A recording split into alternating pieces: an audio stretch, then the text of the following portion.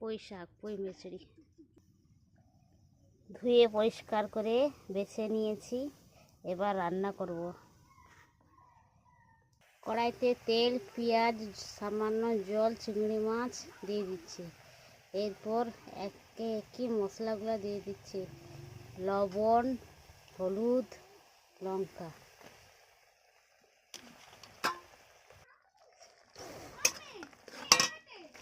জল শুকিয়ে গেছে, মশলা একটু কষানো হয়ে গেছে। আদা রসুন বাটা দিয়ে দিচ্ছি। কালারটা খুব সুন্দর হয়েছে দেখুন। এবার ওই মিচড়ি দিয়ে দিচ্ছি, নাড়িয়ে নিচ্ছি।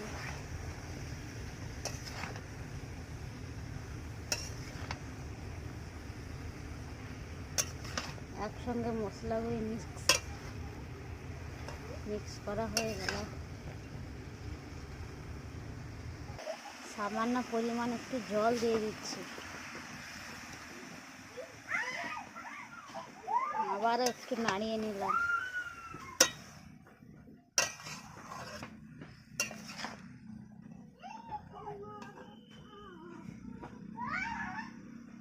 ঢাকনা দিয়ে একটু ঢেকে দিচ্ছি।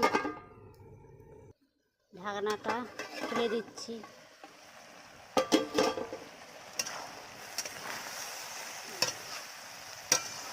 অনেকটাই সেদ্ধ হয়ে গেছে।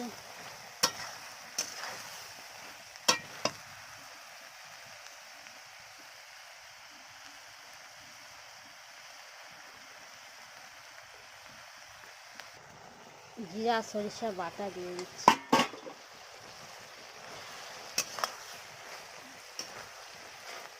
নাড়িয়ে নিলাম।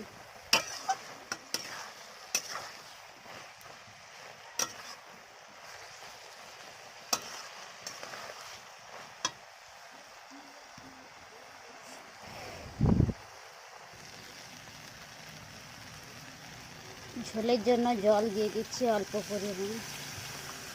সেদ্ধ